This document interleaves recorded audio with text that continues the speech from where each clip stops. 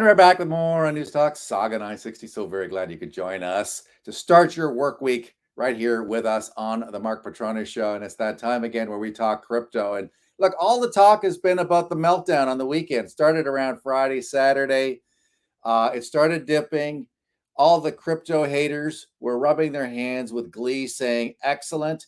It's finally happening. The big meltdown, is going to go up in a puff of smoke and will be proven correct that it's all a big scam. Well, it fell. I mean, at one point, we're talking crypto around $57,000 US per coin. And lo and behold, 24 hours later or so, it was like down to 47,000. So people were talking about a 17%, you want to call it a crash. I mean, if that was the stock market, it certainly would be considered a crash. And it had some people concerned and others people wondering, well, what happened here? And so that's why we're calling on our friend Benjamin Dichter. He's our go-to guy on all things crypto related. He's been he's been trading cryptocurrencies for a long time. He understands what's going on and why. And so, Benjamin, welcome once again to the show. How you doing, Mark? It's good to see you. I'm great. Okay, so when you saw this transpiring, it picked up steam and it kept on falling in overseas markets, in Asia, and lo and behold, this puppy fell down to, I want to say, $45,000. I mean, it fell hard and fast. Mm-hmm. And so it had some people wondering if it was going to keep on falling, but then it stabilized, rebounded a little bit, still not back to where it was. What's going on? Well, I'm going to start with what I always say, adjust your time horizon, just so everybody gets used to it. I think it's good that this sort of thing happens, just to get people more acclimatized to the volatility of the crypto market. Like for me, it just like, okay, it went down. I think it went down 12% in like an hour. And remember, I had told you at some point, like, all right, well, if I don't see a 50% correction in like 3 minutes, then it's not volatile for the crypto market. We're used to it.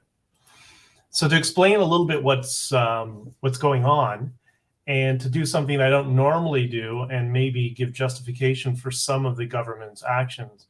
As you know, there are certain jurisdictions where they're trying to crack down on certain exchanges. And I think, I don't have definitive proof of this, but I have some people I can reach out to and ask, but I think I know the reason. What we have is you have a whole spectrum of different cryptocurrency exchanges. There's quite a number of them.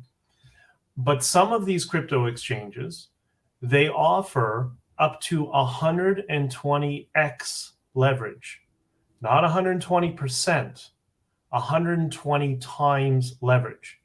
So you put $1,000 in there and you can gamble with $120,000 with that 100,000. And unlike the regular, the legacy system, where you have a relationship with your bank, things aren't going well, the market turned, you negotiate with your bank, they give you extended terms, whatever, and things get really bad, then eventually they may do a margin call. But in the crypto market, it's automated. It's very different. So when you're exercising 120x leverage on a trade, which some of these kids do, it's usually the younger people, you get wiped out. If Bitcoin goes down by 5%, let's say, and you have 125x leverage, you're liquidated.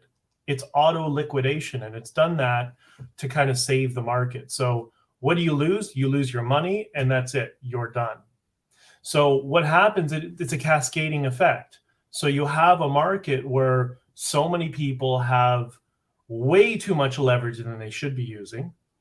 And all of a sudden, there's a minor correction in the price of Bitcoin. It goes down by 2 or 3%. And then, boom, all these leveraged positions get liquidated, and it's a cascading effect. And that's why it rebounds within 24 to 48 hours, a week or 2 weeks. So this is not the first time we've seen this. We see this all the time. Okay.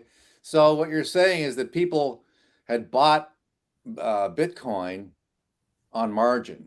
And Yep. Judging by the degree of the collapse or the fall, I mean, whatever word you want to use, a lot of people are playing with somebody else's money. So, as you say, it's 120 times leverage for some Yeah. people, Right. right? For some of So, these exchanges. Yeah. these people are so convinced that Bitcoin is going to do nothing but go up, despite how volatile it's been over the years, that they took their $1,000, played in the market with, might have bought $100,000 worth of Bitcoin. It hit 50,000, which my understanding is once that happened, a lot of people had stop loss orders, and as you know, once that hits that, it was like an automatic sell, a signal to the market. And so these people were getting out in droves, dumping cryptos like crazy because, of course, they were over leveraged. They didn't want to lose any more than they already lost. And boom, this thing went into free fall. And as I mentioned off the top of the interview, Benjamin, some of these crypto haters in the market, I think they were rubbing their hands with glee. And you can kind of see if you read between the lines with some of these headlines, a perfect storm as Bitcoin stages weekend crash that puts it on the verge of a breakdown. Here's what crypto bulls are saying. $1.1 billion of leveraged Bitcoin positions and $2.5 billion of crypto leveraged positions, including Bitcoin, have been liquidated in the last 24 hours, according to NYDIG. Not sure who they are. A downturn in global stocks appears to be spilling over into the nascent crypto market, with a bout of weekend selling erupting into a mini flash crash in prices of Bitcoin and other notable digital assets. At last check, Saturday afternoon, New York time Bitcoin was down 1.75%, was changing hands at $48,168. So, other people are saying buy the dip, buy the dip, buy the dip. Other people are saying, beware. Like, for instance, now, I mean, it's funny how the rules have changed for some of these exchanges and for these wallets. Now they make you answer a series of survey questions. I don't want to name names here, but they'll say, well, what's your degree of tolerance here? Is it high? Is it medium? Is it low? What's your time horizon? Is it 1 to 3 years? Is it 3 to 5 years? Is it 5 to 20 years? Whatever. And they ask you these questions. And when you go to buy Bitcoin or what other cryptocurrency you feel like buying, all of a sudden it'll raise all these things with you. What do you really want to do this? Hold on a second. Are you sure? During your survey questions, we asked you what your tolerance was, and you said medium. And well, you know what? If you're buying crypto, that's a high risk thing to buy. It's a high risk asset. So really, you should think twice. Are you sure? Are you apt? And I have no doubt that the regulators are leaning on these exchanges, whether it's Coinbase or Coinberry or whatever you happen to be using, and saying, you guys have to do this. And they're going to point to this incident, Benjamin, and say, here, that's why we do it, because of that very thing. But is that part of the deal here? Is that the crunch coming from the regulators to crypto? No. Well, a couple of things. I think what the regulators are trying to do, my belief, but I could be completely wrong, is they're trying to go after these exchanges that have these extraordinarily high degrees of leverage, because that's introducing unnecessary volatility to the market, right? Yeah, there's going to be volatility. It's a new market, network effect, whatever. But 120x leverage, that's getting a little ridiculous. And I think what they're trying to do is somewhat stabilize the market, knowing there's going to be volatility, but that would allow institutions and governments to get into Bitcoin as a pristine asset a lot easier if it showed some stability. But also back to the comments from the fake news media, who's always predicting everything wrong and doesn't understand their markets, let alone this market. What they also don't realize is most of these people who trade, they trade with bots. They're not the ones trading. Remember, this is fintech. Most of these people come from the computer programming side of things. So they're programming bots that are doing buy and sell orders. They're often using them to leverage cover calls or put options at the same time. And they have a programmed software bot that does the trading for them. So when they do investors are panicking and they're getting out, it's like, okay, you're living in 1920. That's not how the crypto market works. It's managed with software, and people program, with these stop losses like you address. They'll have their bot program stop loss, boom, sell, and they'll already have a buy programmed in at a lower price to buy more than what they just lost, and they'll pick it up on the upside. So there's not a person there getting scared, worried. Oh my God, that's not reality. That's not how life works. If for the fake news media, yeah, maybe, but that's not reality. Well, let's talk about the reality of Omicron, because the variant of COVID-19 has compounded risk aversion as it derails the global economic reopening. Yeah. Today's global cryptocurrency market cap is $2.28 trillion, down 17.5% in the last 24 hours. Benjamin, total cryptocurrency trading volume in the last day is at 236 billion. Bitcoin's market cap of all crypto is at 38.68%. So better than a third of crypto holders. I guess that's the way I read that number, Benjamin, hold almost 40% of crypto holders are into Bitcoin.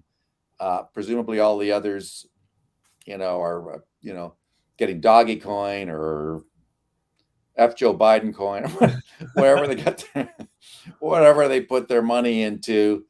But they're suggesting that the risk aversion around this latest variant might have an impact on cryptocurrencies, but you're suggesting that it may have the opposite impact, which is to actually spur buying of cryptocurrency. Can you explain that?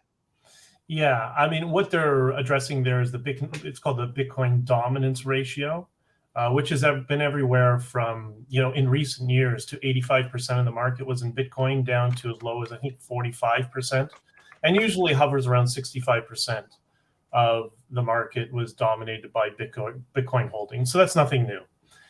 In terms of how it helps it, well, I mean, they can throw out as many of these, scary variants as possible. And I think we're pretty much aware that this Omicron thing is a variant that gives you the sniffles, which means the pandemic's pretty much over. So our governments are going to have to look for something else. But the first thing is, it's not the Omicron variant or COVID that's destroying our economy and our society. It's these morons in government. It's their response to it. It has nothing to do. It's just a virus. It's out there. But these airheads that we elect, those are the ones who are destroying everything.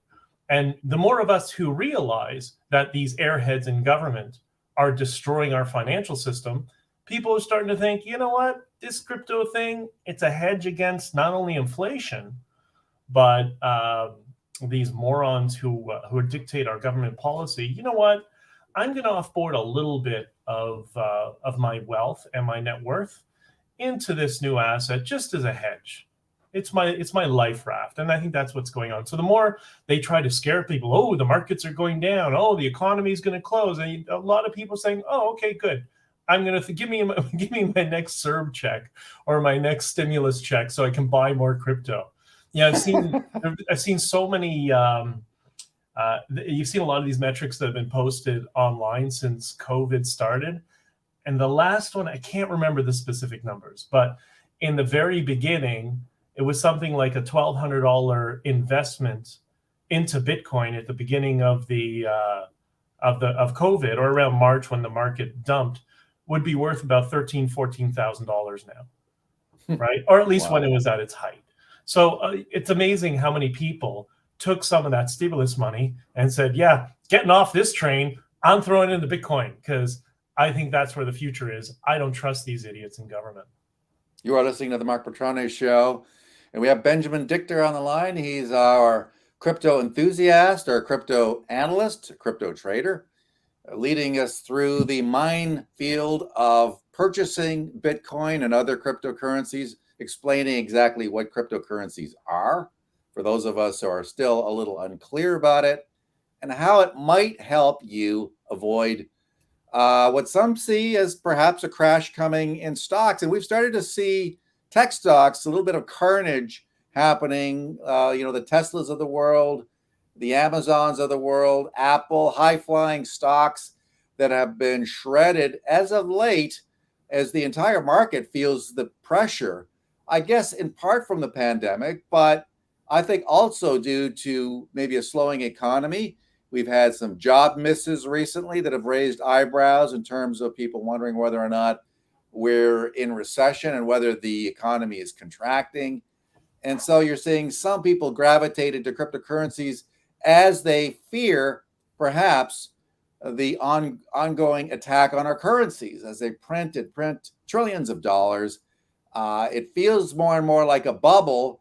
And when it starts to feel like a bubble, well, guess what? Then stocks start to feel a little frothy as well. And so we're seeing a decline, not only in tech stocks, but in overall stocks as well, with some people like Jim Cramer coming out and saying, well, our real problem is that we need to vaccinate by force every person in the United States. And that'll cure everything. That'll help everything. And then you see stories like this out of Zero Hedge, where a cruise ship in which there were 100% of the people on the ship vaccinated, all of a sudden, lo and behold, guess what? There's all sorts of cases of COVID on there, and people are scratching their heads saying, what the hell is going on? Well, what's going on is that people who have been fully vaccinated are still coming down with COVID and its various variants.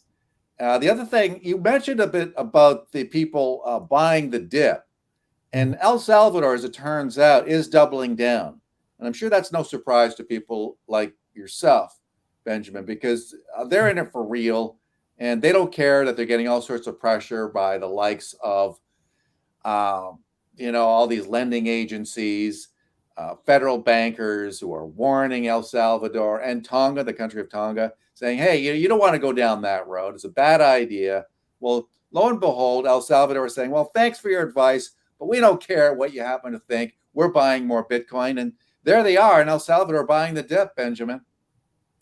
Yeah, I think, you're going to see more of that moving on, especially as when you're in Latin America, the attitude, and sometimes it's misguided, but the attitude towards the Western world is surprisingly hostile at times. I took a number of university courses when I was down there, geopolitical sciences, stuff like that, just out of interest.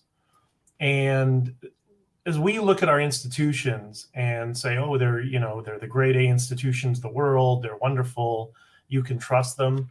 What I love about Latin culture is they know their governments are full of crap.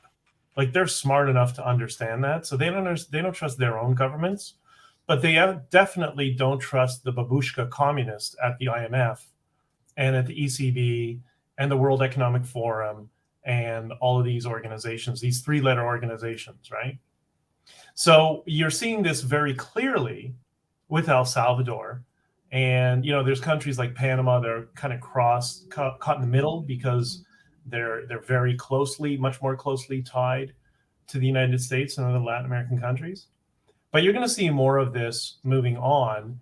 The more they warn these countries, oh, this is a mistake, this is going to destroy your economy. And when they turn around and say, really? Because we just built 20 schools with our profits that we've made in the past 6 months. So we're not getting that from you, but Bitcoin is giving it to us. So you know what? I think maybe we'll stick with this free market alternative because we kind of like freedom in our countries, unlike the Western world, which seems to not understand why freedom is so important. Well, yeah, they've become afraid of it. But not only that, I think they've become accustomed to governments paying for stuff and taking care of them. I mean, it's like asking a boa constrictor to take care of you, you know, until it crushes you to death. And by the time you realize you're in its clutches, it's too late. Well, But here's, I go think ahead. there's something else to that. Sorry, I don't mean to interrupt, No, but not at all. Go ahead. you see in Western nations, these secularized Western nations, and just to be clear, I'm extremely secular myself. But there is a good, Jordan Peterson, I think, kind of insinuates this, that there's a good percentage of our population that requires religion. It requires an institution, some sort of authority over them. So what we've done in the Western world, in the secular world, is we've replaced our traditional religions with this progressive religion, this sort of nonsense, right? And that has all the attributes of a religion, going down to original sin, being a white person, the division in our society, the us versus them sort of thing. And I think that's a big part of what we're seeing, happen in the Western world. So maybe there is something to it for a lot of people that do need these religious institutions. And it's no coincidence that many of these countries' governments, the extraordinarily secular governments, are going out of their ways to keep people from their religious institutions. That fathead Jason Kenney is a good example in Alberta, keeping people away from churches. And we all know why. We all know Jason's personal life is not exactly conducive to church. Now, wait a minute. He's a church-going guy. Oh yeah. He is a Catholic. I happen to know that for a fact. That guy is He's a Roman Catholic. Crap. Okay, maybe he should be in the confessional more than a lot of people. Yeah, exactly. But he does go to church. But you know what I mean? Well, I think as we see these institutions being eroded, the governmental institutions getting more authoritarian, they're eroding our religious institutions. This progressive cult that is taking over our government is doing the same. There's many different reasons that people are looking to these free market alternatives like Bitcoin and saying, I'm going to go sit over here from now, and I'm going to see how things play out because I'm not terribly comfortable with what I see. And this is kind of the attitude that Latin America has had for decades, right? And Latin America definitely has a more leftist bent amongst the, how should we put it, the less educated class. But one thing they both have in common, the right wing, the left wing, the libertarian wing, whatever in Latin America, is none of them trust Western institutions the way we trust them here. And I think we're finally learning the lessons that they've learned a long time ago. But there is a sense that it's the Wild West in crypto land, though. And you look at this tweet by El Salvador President Nayib Bukele. That's a strange name for the president of El Salvador. I'm sorry, but it just sounds like an African name. And I think of El Salvador as a Latin country. But hey, that's cool. It's all good. Anyway, this guy is using the dip to buy even more Bitcoin. He tweeted this out. El Salvador just bought the dip, 150 coins at an average USD price of $48,670. Missed the effing bottom by 7 minutes. Crying laughter emoji. Exactly. And he says, you must buy 50 more coins to match. It's just a couple of $1 million more. Come on. I mean, it's going to make people look at this and go, I don't know, man. This is going to scare some people. On the other hand, if your tolerance for this sort of thing is high, you could make a heck of a lot of money. And as you said, if your time horizon is long enough, you're definitely in on the next wave. I think also Wild West is the pejorative that's used by our communist fake news. For the I put in that banner. Oh, come on. We used to have another word for it called free market. But, communists or modern communists refer to the free market as the Wild West. Ooh, isn't that scary? Yeah, the free market and responsibility is scary. A bunch of morons. Well, they're afraid. But you know what? I'm not. Okay, no. Why is that? Okay, fine. Why is that good? Why is it good that the establishment media, that the establishment, federal bankers, government bureaucrats, the investment class. Why is it a good thing that all these people are shaking in their boots and saying, stay away from crypto? Well, I think it shows the strength of the market. They have nothing left other than to try to scare you, right? And all these, it's funny. We've talked, I mean, you and I have talked privately about what's going to be the eventual shift back to more sanity. And hopefully we won't shift too far to the right, but we'll just get back to sanity. And you see that in France right now with Zemmour just announced his candidacy for president on the 30th of November, and he's already at 15%. He's already number third, meaning him and Le Pen are going to have a runoff election before the general election. And his message, like if you haven't seen his campaign launch video, you have to see it. It's amazing. It's all about French nationalism, French culture, French history, what it means to be French, what is required of you. You start to hear, I think one of the things he said either in that speech or another one is that France owes nothing to its immigrants, just like Canada owes nothing to its immigrants. The favor you got is that you got here. So now you owe Canada something, just like we all owe Canada something. And the French people need to contribute to France, right? So that's the hard pushback that we're starting to see. And you're going to see it, I think, across the spectrum. But the first place you're seeing it is with people's monetary sovereignty. And that's what Bitcoin is giving them. I hope you like that banner a little better. Which one? Yeah. All right. The Wild West, free market. Ooh, it's the Wild West. God. All right.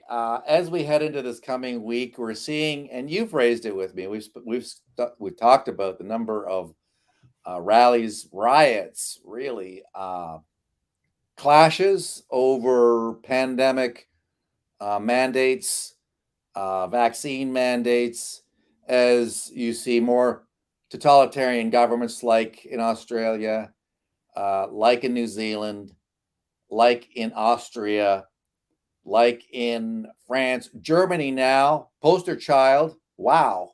They've gone all in on globalism. And so the people there are waking up now. The Germans now planning to go door to door and saying, you are getting the shot. So that's the point that they have reached.